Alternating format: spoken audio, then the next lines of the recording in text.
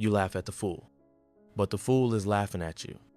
Because while you chase order, validation, and significance, the fool plays, he wanders, he speaks in riddles, and somehow he sees more clearly than the wise. Across time, in stories sacred and profane, the fool returns.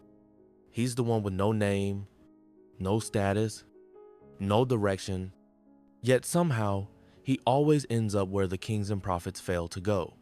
He walks with bare feet on paths others fear to tread, and while the world mocks his simplicity, the gods, the myths, the psyche itself, they crown him with something deeper than wisdom.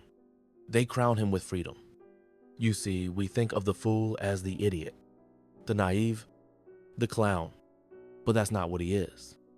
The fool is an archetype, a living symbol within every human soul. In the tarot, he's the zero.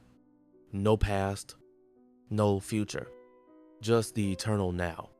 He stands at the edge of a cliff, smiling at the abyss, a flower in his hand, and a small bag over his shoulder, carrying nothing but the self. The fool is the beginning of the journey, but also its secret end. And that's why he walks closer to God. Not because he has answers, but because he's not addicted to them. Not because he is holy, but because he has let go of the need to be.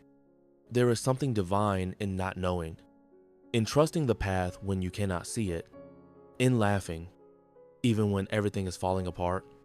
The fool is not foolish because he is unaware. He is foolish because he accepts that awareness itself is limited. He knows that certainty is a prison. That knowledge without humility becomes blindness. And that the wisest people often wear masks to hide the fact that they're still terrified. But the fool, he wears no mask. He makes a mask of himself. He dances in public. He trips on purpose. He plays the idiot so he can speak the truth. In medieval courts, only the fool could tell the king he was wrong. And live. Why? Because the fool had no ambition, no agenda. He was nobody. And in being nobody, he could say anything. In Jungian psychology, the fool is part of the shadow, the rejected, the unseen, the unacceptable parts of yourself. But the fool doesn't run from the shadow. He lives in it. He makes a home in the darkness. And from there, he finds light. Most people spend their lives in control.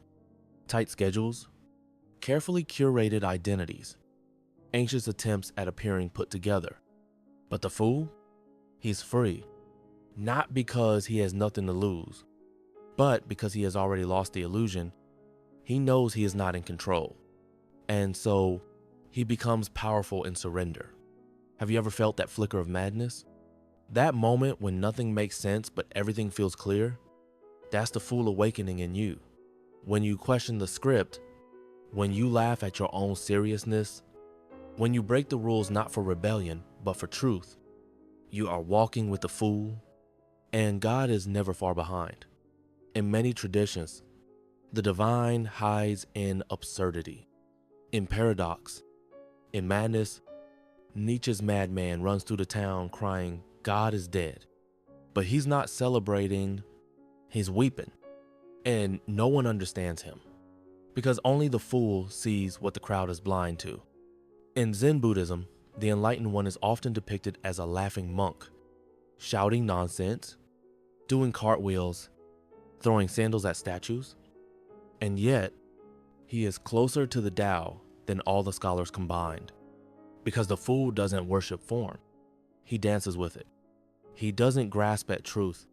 He lets it slip through his fingers like water, knowing that truth, like God, is not a possession. It's an experience. So the next time you find yourself confused, lost, doubtful, don't resist it. Let the fool take your hand.